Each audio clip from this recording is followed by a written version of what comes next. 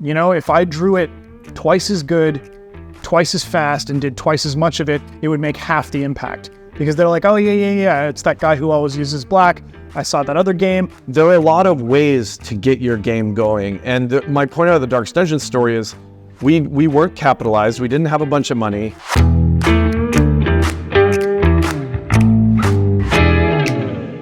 I'm Tyler Sigman. I'm a co-founder of Red Hook Studios and the game design director.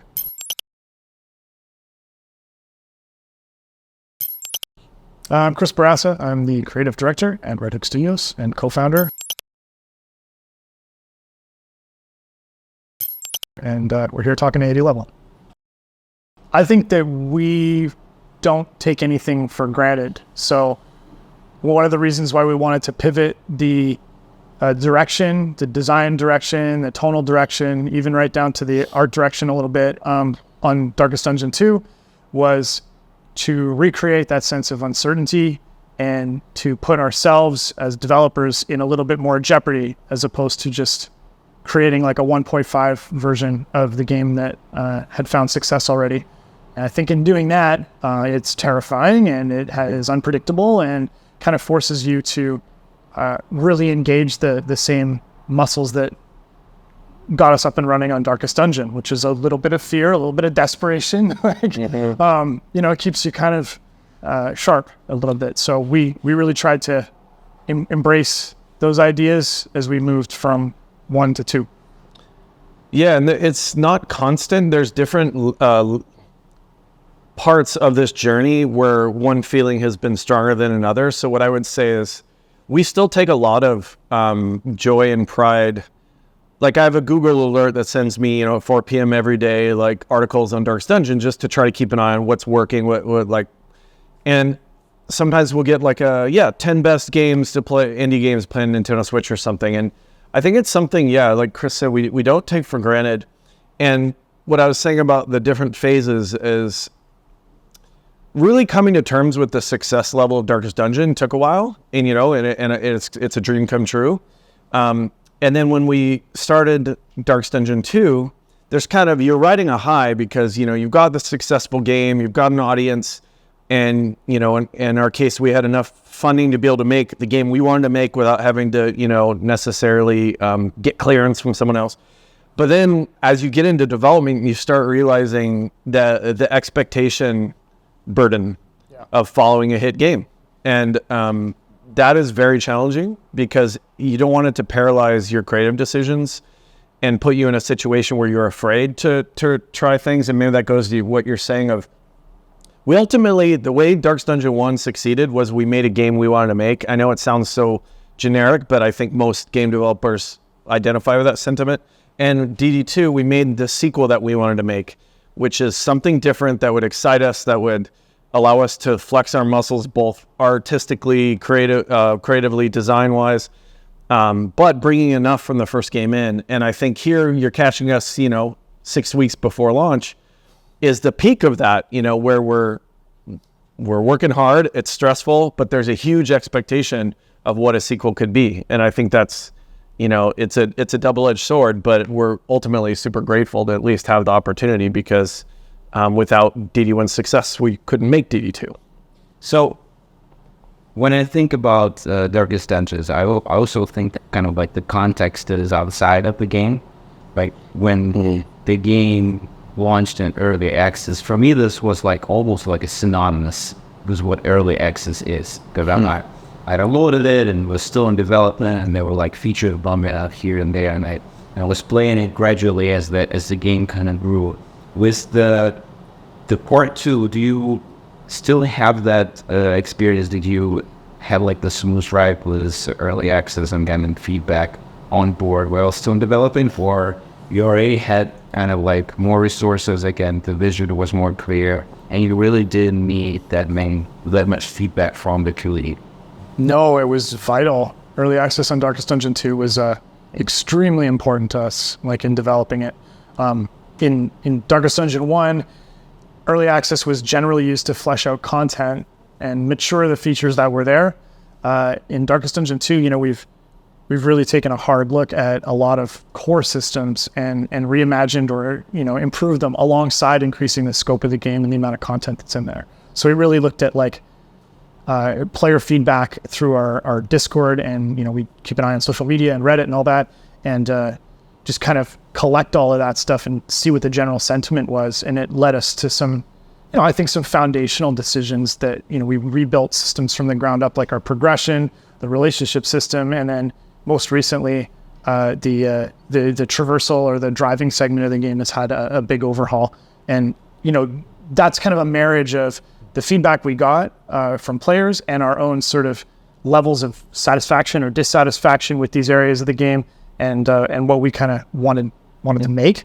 But no, I wouldn't say it was easier at all. It was different. It was taxing in a different way. I think the first time out was a lot of straight ahead bulldozing through a lot of work. And Darkest Dungeon 2 early access has been a lot more sort of mental gymnastics and really trying to architect a good set of interlocking systems and making sure that we were delivering on that aspect of the game. It's been more vital to shaping the game than Darkest Dungeon 1's early access. That's a better summary, just right with that one. No, but like Darkest Dungeon 1 kind of came out of the gate and was very successful from moment one on early access, and it wasn't in early access so long. It was only 11 months. I occasionally see articles when people say, well, I had a long early access. So not really. But DD2, but we mainly just completed the game and used the crowd for balanced feedback and things like that, which was valuable. But DD2, we've had to really shape it more. And I think that process has been instrumental and valuable for us. And like Chris was kind of saying, that leads to a different type of work. Like DD1 was just the pressure of just finishing everything, whereas DD2 is needing to have the wherewithal to be able to step back and say, you know what, that part's not working the way we want. We're willing to go back in. Yeah. And it's different too I would imagine from a player perspective, because there is the original game out there that they can use as a frame of reference. And so it's tough sometimes to get feedback that's relative to a pre-existing game applied to Darkest Dungeon 2. And, we want to honor the fact that there's some maybe dissonance in that area, but at the same time, we have to separate sort of a single person's desire for a feature that may have belonged inextricably in Darkest Dungeon 1, but that really has no home in Darkest Dungeon 2. Like, I think I see some stuff around, we miss camping. And, we had camping in an early version of this game, and we cut it because we wanted to focus all of those efforts towards the kind of segments of the game where you take breaks between the legs of your journey. Camping doesn't really have a home in Darkest Dungeon 2, and bringing it forward just because it used to exist would be a mistake. And there's some, hard decisions that we had to make around that. That was kind of like my question and echo is this, because there's kind of like two things that are opposite. The first, you're kind of communicating a lot with the community, which, constantly bombarding you with features that you have there, right? But at the same time, you have your own vision, and you want to stick true to what you want to build, right? So I'm wondering, how do you find this balance where kind of all this feedback that you're getting is not overshadowing the original idea that you had? This is like just... It's like this, it's the smoke and fire thing. Like we go, okay, there's a lot of feedback around this area of the game. Clearly, something isn't, totally aligning or clicking for people there. This particular suggestions that people are posting around that area, I'm less interested in. I mean, I'll read them. Sometimes there's some neat stuff in there, but I'm more interested in the fact that there is like a big billowing plume of smoke coming out of this part of the game. Let's say relationships before we overhauled it. The individual suggestions by players are sometimes helpful, but really it's that we can see by virtue of the volume of suggestions that we need to really reassess our own priorities and gut check ourselves. Is this working the way we intended it to? Clearly not. What can we do, here that still honors the vision of the game?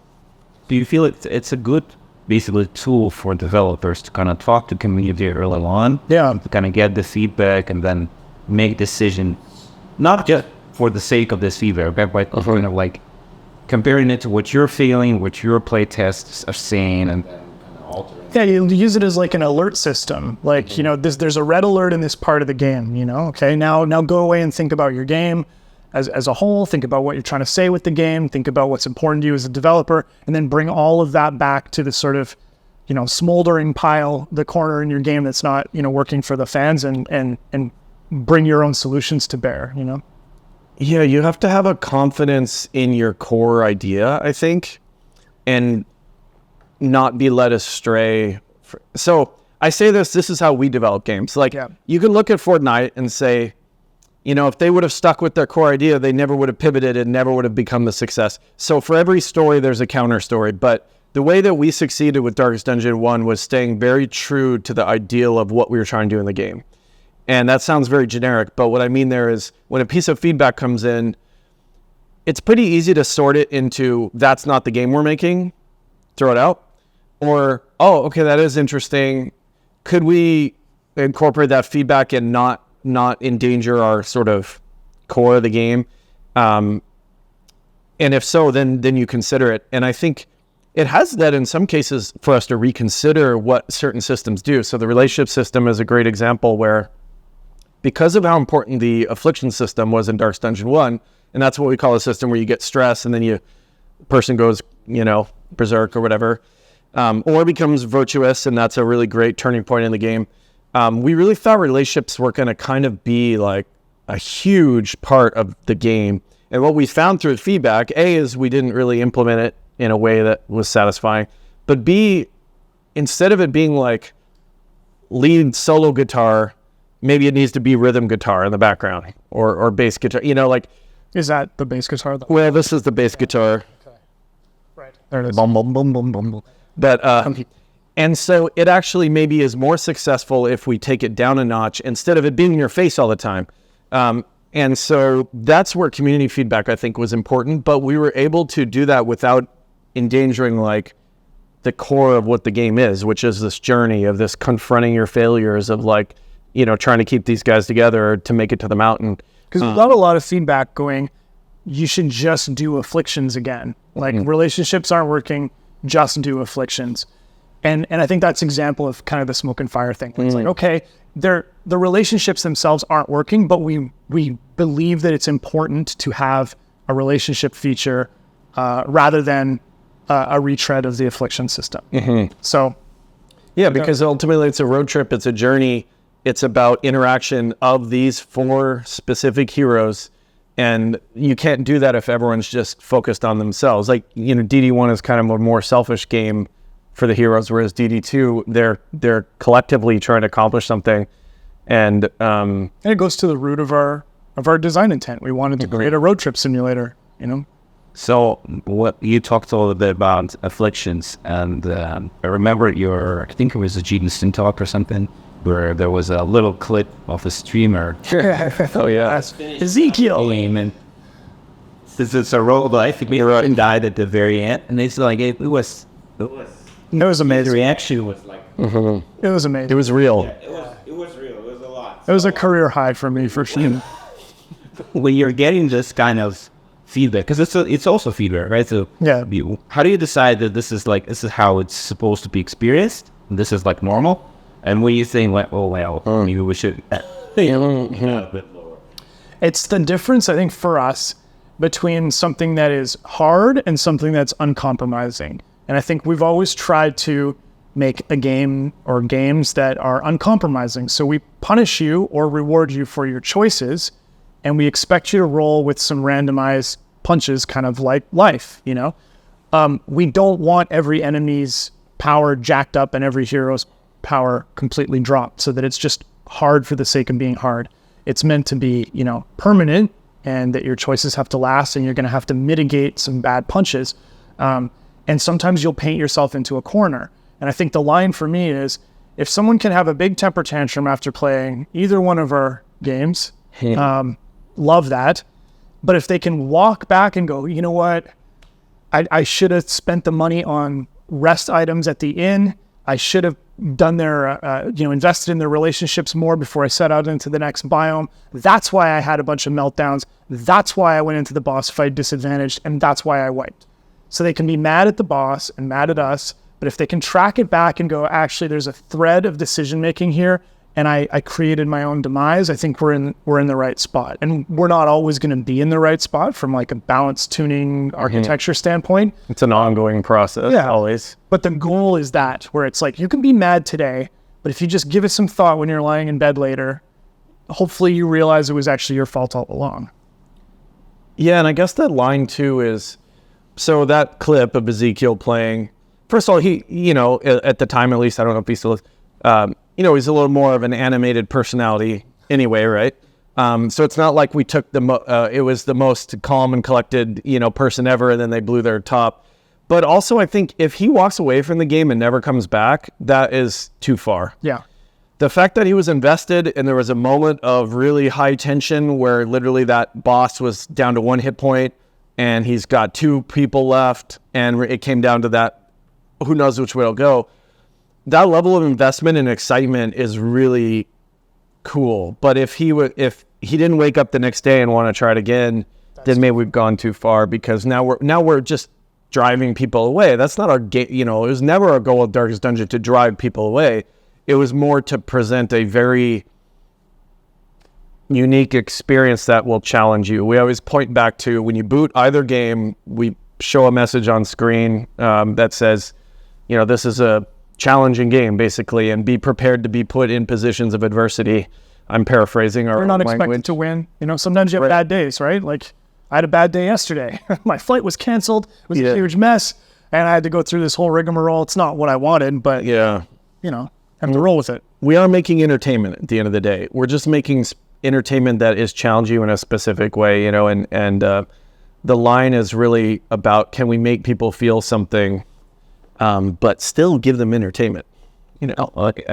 For me personally, when I see moments like this, I think like this is like, this game is alive. Right. No, that's a cool interesting words. Yeah. So, because it's all about kind of like random things going on. You see those kind of things, you start to understand, well, there's some magic and behind it. But talking about magic and kind of like, when the game first released, this was kind of like this picture perfect indie game, as it had a smaller team, and you answered your own emails with it, like an interview. So there wasn't like the big company behind it. Like, it was not when doing the sequel, do you have like the same mindset? Do you approach it in the same manner, or maybe use extra resources to kind of like whatever? It's interesting because we started Red Hook, the company, was simply a tax vehicle for the for the government, so that we could make Darkest Dungeon. Initially we didn't have any aspirations to build a large studio, and we've obviously staffed up for the second game, but I think we really love the idea of being a boutique developer. We still answer our emails. Both Tyler and I are tasked to the gills on Darkest Dungeon 2. We all have a lot of like real game development work to do. And I know that's not the path for every business, but for us, it's always been really important to just continue to actually roll up the sleeves and do the work on the game. And I don't want a big infrastructure. That said,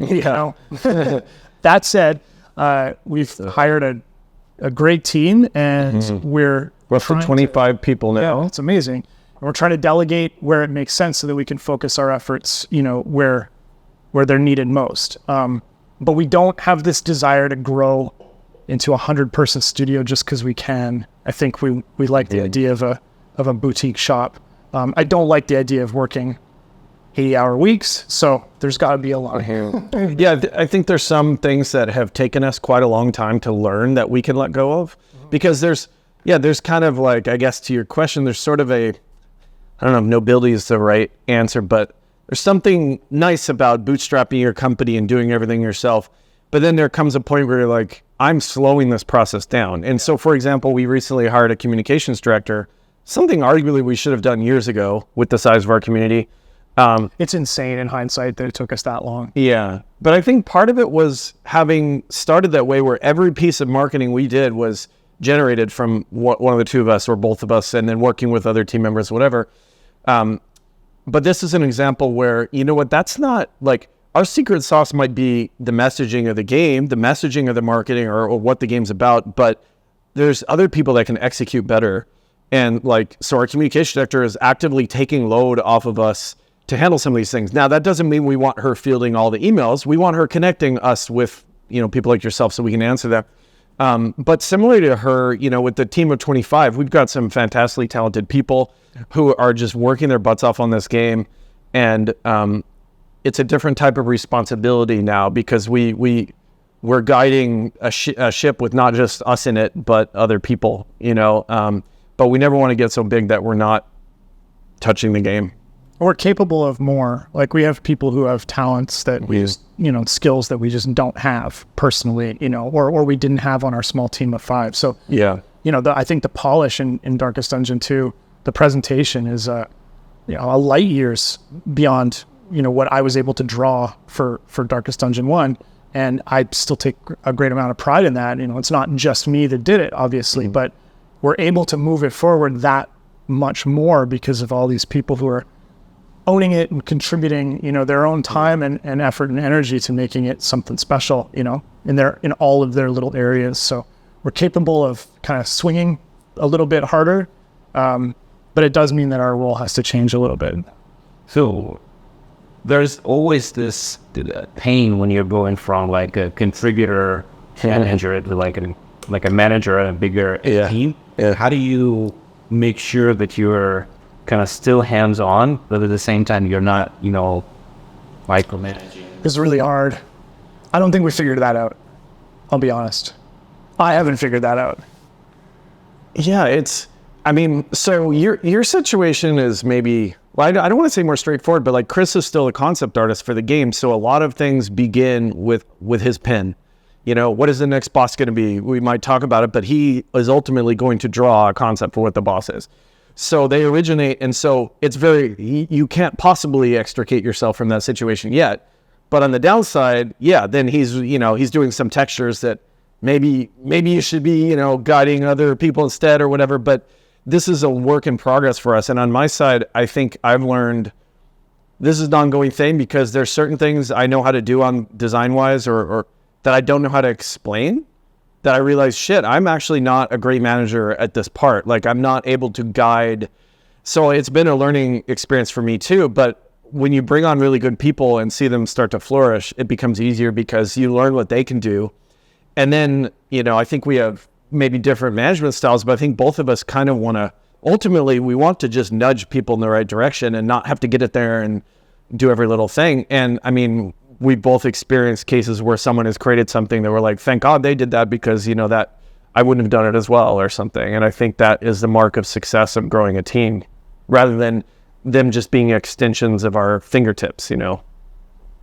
But it's hard. Yeah, it's not an easy thing. But like I said earlier, we don't want to just, like, I don't want to just pivot from somebody who did the work to somebody who's purely a manager. So trying to navigate, like, you know, what roles can I maintain and contribute positively to the team, and where can I step back and let other people, you know, really take the reins and shine? And I think a lot of it comes down to trust.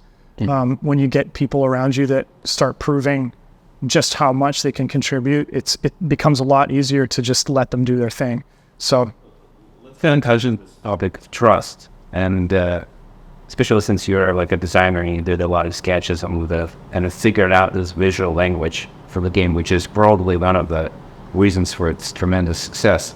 How did you make this transition to like a third dimension? Because I think this was like a very big shift in terms of just the production, but also how you see things, how do you frame that, how does that influence gameplay and kind of like all those decisions? Like what does kind of like 3D bring to the table that the previous, you know, 2D approach didn't quite catch? Yeah, it's a big question. There's a couple things. It's a little more scalable. If we wanted to make an adjustment to one of the characters or enemies in Darkest Dungeon 1, it was me that was going to draw every frame and then have our animator go in and do his thing. But it was very like personally labor intensive. And so if I am sick or I just don't want to do it anymore or I'm tired, like the whole thing shuts down. It was also that like primarily we wanted to mature and push the visual style of the game forward, because I believe that, once something has been kind of consumed, consumers' appetites will change. They've seen Darkest Dungeon. If I drew it twice as good, twice as fast, and did twice as much of it, it would make half the impact, because they're like, oh yeah, it's that guy who always uses black. I saw that other game. It all kind of meshes in together and just becomes part of the same sort of headspace and people associate with the game. And with Darkest Dungeon 2, we wanted to make the visuals fresh again. And I felt like the only way to really do that was to try this kind of seismic shift and bring them into 3D. And instead of going for a more like slightly cute, chibi proportion as they're walking along, was to really try to embrace some of the marketing images that I'd done that had more action figure kind of comic book proportions. And I felt appropriate to kind of mature their proportions and the style a little bit, given that it's been 8 years since the first game came out, without compromising things like heavy black inks, woodcut influence, edge tracing, dirty, gritty textures, imperfect shapes, chunky edges, nothing really smooth. Like all of those core art direction values were preserved, but we're just using a different medium to tell that in a more refreshing way. And it allows us to do more sophisticated animation, more sophisticated visual effects, lighting. And so my hope is that people see Darkest Dungeon 2 as like a true evolution of the art style and are as excited about the new stuff as they are sort of, aware that it's very respectful and in line with the original game. Let's talk about the production side, because you did a lot of work on your own and you were building the first one. Now you probably had like 3D animators and had people who would produce some content, doing textures and that kind of thing. Do you feel like you spend a lot of time and managing them, or did you hire people who understood the vision and you would just kind of show them the concept of it? Okay, I got it, and you didn't really waste a lot of time kind of like nudging that into the right direction. Yeah, I hired, I say I because I did most of the art hiring. I'm not trying to, I guess. We hired people that we were very fortunate to have a sort of short list of people that we'd worked with before. So I hired a lead modeler that I'd worked with at a previous company who's very talented and was really keen to just get in there and help shape the look. We hired an extremely talented animation director who had his own project prior to this, who's, more than an animator. And he was in contact with a very talented VFX guy. And so like we were really able, as it relates to the character specifically, able to get in some key hires who were sort of ready and willing to internalize the art direction values and then grow them in an appropriate way. So I was able to wouldn't have to give a ton of feedback. Obviously early on, I was painting over, model renders and trying to get the shapes right. And we're all just trying to figure out how the best way to do this. But as the game has matured, I had, less and less paint over feedback on the geometry. That said, I still did all the textures for the first 2-3 sets of guys. And then we outsource the first pass now, but I always do a polish pass because I want to make sure it looks just like I would draw it. So I'm still kind of beholden to that production chain still.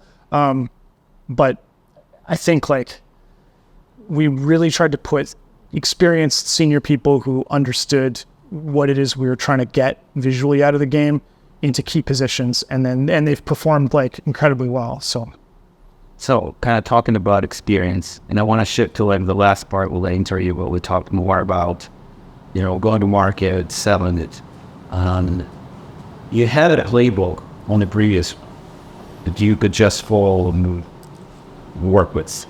Did you decide to kind of use the same strategy and approach how you distribute it and market it and so on? Or did you think of other ideas? That did you want to work with a publisher? How did you want to approach distribution? Tell us a little bit more about those kind of critical business decisions. And I feel a lot of people don't really pay much attention, although they are like super important. It's vital, yeah. Yeah, they're really important.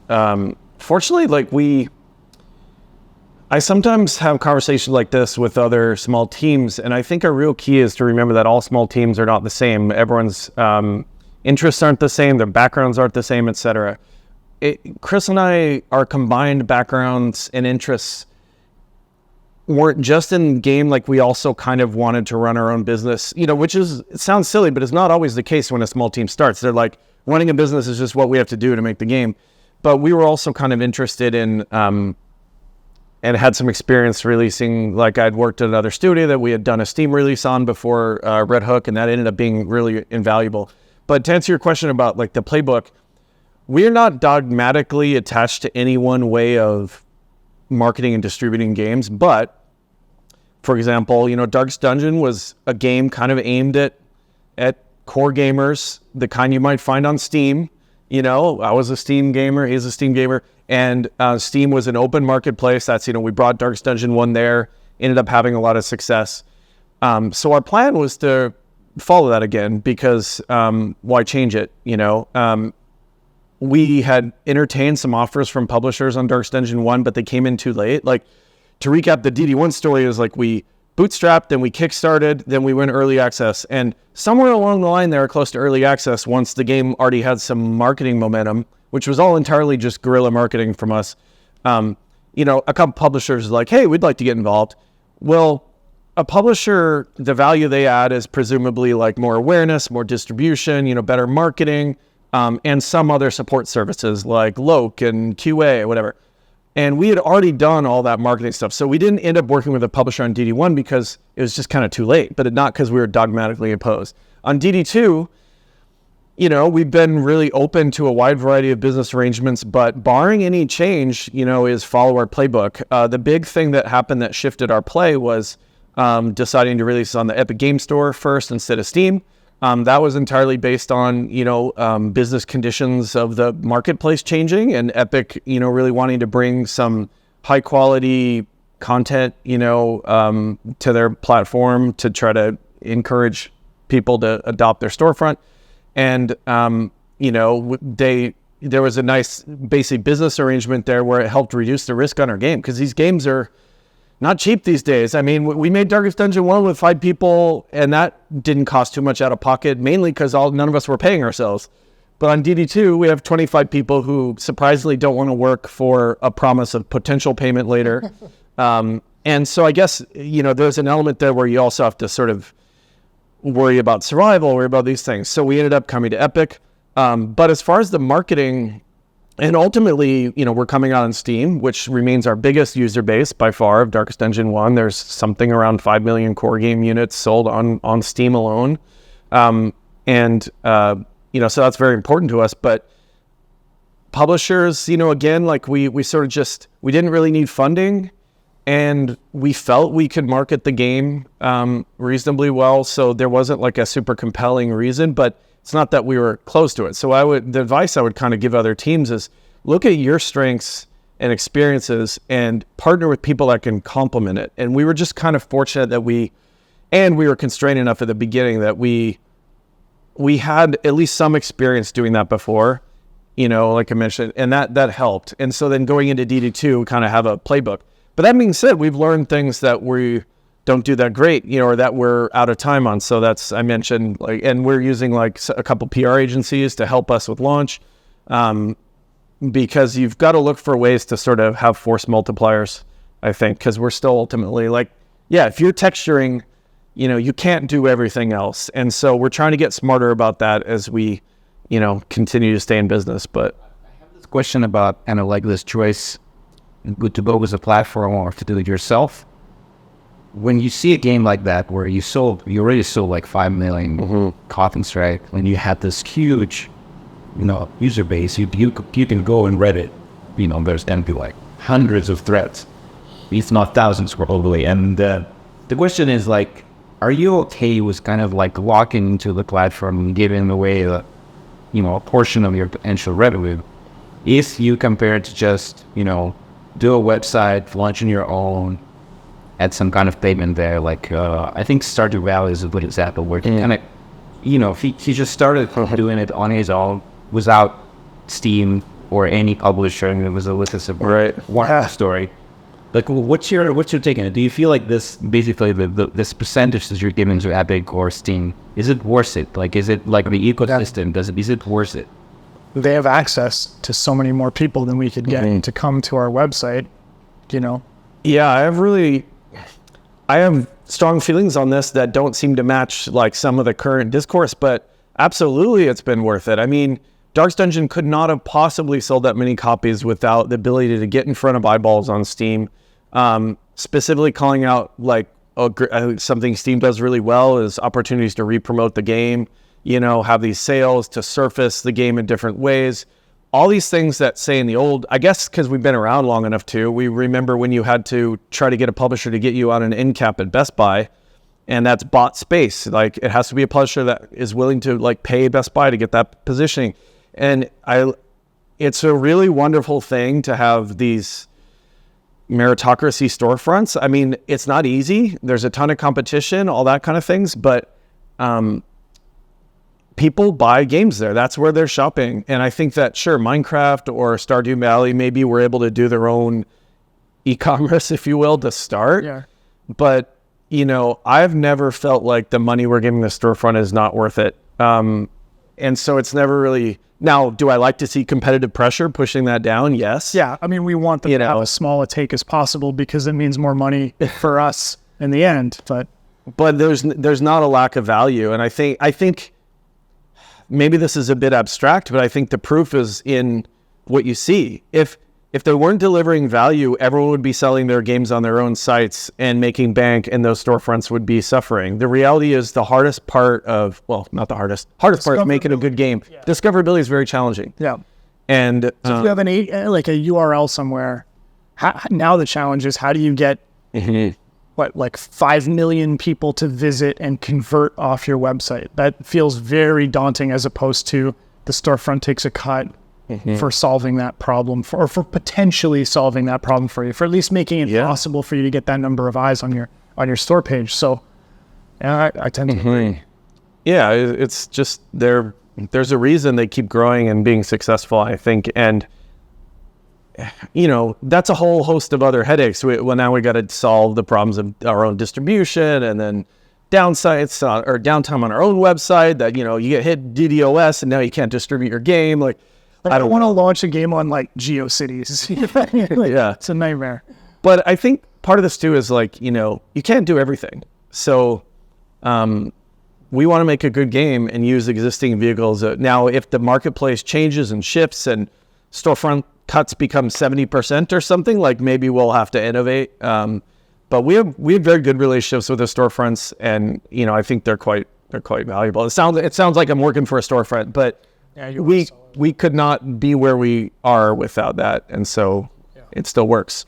I feel like this is a good point, that basically if this is happening, it happens for a reason, right? And the example you gave, that basically you would not be able to reach those, millions of copies sold if not for, their promotions, their sales, their kind of like upsales. So like a lot of those solutions they provide, like the wish list, and you can go for it. And the fact that they keep users in their community with the forums and reviews and all of that stuff. It becomes like a social and entertainment ecosystem, and you just can't replicate it. And although I understand some of the ideological arguments against storefront cuts or whatever, ultimately this is where games are sold. This is the world. And so you kind of have to participate in that if you want to continue on. Yeah, because I think there's been a lot of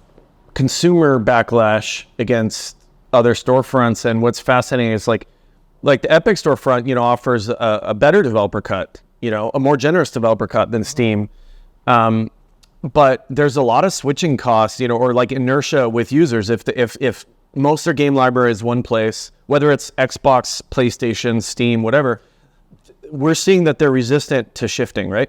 So now imagine trying to ship them onto your own one game website with no features. I'm not saying it's impossible, and I think there's probably some, interesting entrepreneurial things you could do there, but that's just, we just want to go to where they're at. We have enough challenges to solve. Tyler has an MBA, but we don't aspire to be like business bros and build a new storefront. We want to focus on creating a game. And so there's a place where we can take it. So the last question, since you're both strong in the company, what advice would you give to studios who are just starting, not just to build a game, but also to build it as a business? And you mentioned a lot of things here, like your cash flows should be positive. You need to take care of your distributions. There's you need to be careful with your hiring and your overhead and all those elements kind of pinpoint. I'm sure it's an MBA is what you can pinpoint them back those days. Yeah. From the interview. But if you would to kind of summarize maybe 3 to 5 things that you would think are super valuable, to me to put this kind of on the top of your mind and always kind of create this barometer with me to always think when you're running a business, what those things would be. I think one of the things that we've learned or are learning is that a company is like the company you keep, and there are people and personalities, and you have to really invest in those relationships. Like I joke with my wife that Tyler's my other wife. We've had disagreements, we've had heart-to-hearts, we've had tough conversations, and we've had to actually unironically work on our ability to communicate together so that we don't get little bits of resentment jamming up the gears. And you can be a very talented developer in your chosen field. You can be a talented biz dev person. But at the end of the day, if there's 15, 20 of you, in order to run the company successfully, and running is a moment by moment thing. You don't run a company once a year. You run it every minute of every day that you're working. You need to maintain a high functioning group of people and their concerns and their egos and their stresses. And I think investing in how you communicate and learning about the people that you're working with is really vital to just creating a pleasant and highly productive and professional work environment. And it's not easy, I think, if you look at the Darkest Dungeon story, there's a couple key pieces. One I want to point out is, making games is really hard. Succeeding is really hard. We really don't take that for granted. We're grateful. We both worked in the industry for a decade before we even started work on Darkest Dungeon. But despite all the competition, there are more opportunities now, I believe, to be a game developer than ever before. Meaning there's less hurdles. There's lots of sources of money, which doesn't mean money is easy. I'm just saying you could potentially crowdfund. There's a lot more venture capital going to games now.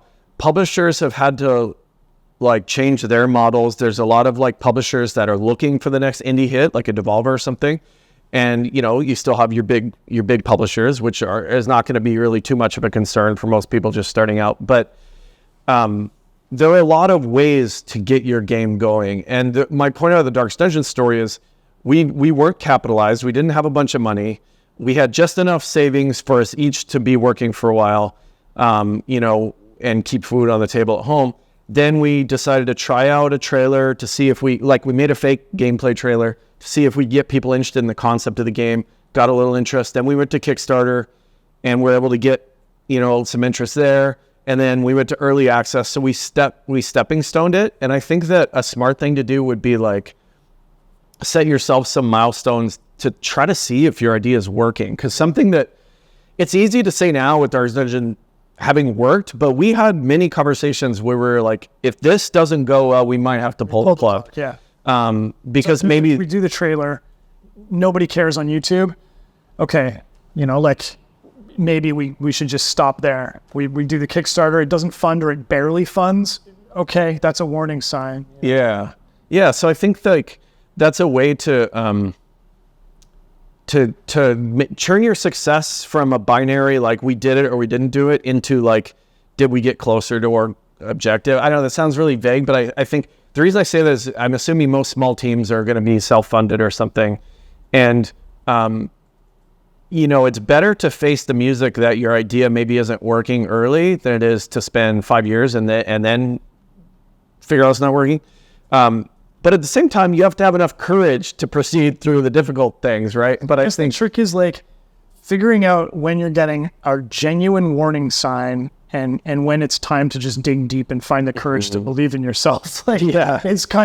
It's a hard thing, but I think by setting up these sort of goalposts for ourselves as we move through the first year or so of development, where we're very uncertain, very underfunded, and very stressed, we set up these deliberate kind of gates that we would have to pass through so that we could even just ourselves have confidence. So we didn't have a number of views on the YouTube trailer that would mean it was go time. It was just a sense. Was there a good buzz around this? Did we feel good about what we saw? Was the idea resonating even with our niche audience? Because the thing about Darkest Dungeon is we never thought we would sell this many copies. We thought it's a game about psychological stress.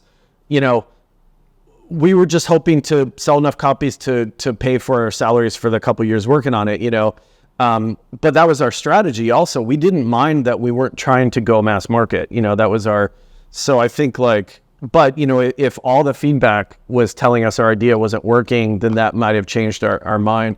And I think that for us, it was always about the idea first, because otherwise, if it's not about the idea, then what you're basically saying is, you're going to produce games better than anyone has before. You're going to have a more streamlined operation, or you're going to market it better than anyone has before. And I think all those things are like implausible reasons to start a small business. We're not in the business of making widgets. Like, games are fundamentally a creative, unique thing. And so we didn't even start this project until we had agreed on a game that we wanted to make. Because there's another version where Chris and I could have just said, let's make a game together. Cool. What? And that's maybe a way for a lot of people to start, but in our case, we wanted to feel like we already had something to hold on to. You were excited about the core idea. I think if you grow from that, that's that's the only real place to start. And being really passionate and excited about the idea, believing in it, and then making sure that you do some sanity checks along the way so that you don't get in over your head. And I think maybe it was a little easier, but it was important for us to do that because we were midway through our careers. Like, we had mortgages, and I had one child at the time. And so the idea that we're just going to throw absolutely everything at a dream, wasn't really practical. We had to make sure that we went a little bit carefully in the early stages. And then we built confidence, that, there's an audience for this. We're going to be okay. We just got to get it to market. And then that's when it really took off. And we're obviously blown away and humbled by it, and brings a whole different set of problems and expectations and all the rest. But if you're starting out, I think you've got to love the idea, because it's going to get really hard for you. And if you don't love your idea, when it's really hard, it's going to be even harder, Thanks for enjoying another episode of the 80 Level Roundtable podcast. Check out upcoming episodes on the 80 Level website at 80.lv. Join our career site at 80.lv/RFP, and share our podcast with friends and on your social networks.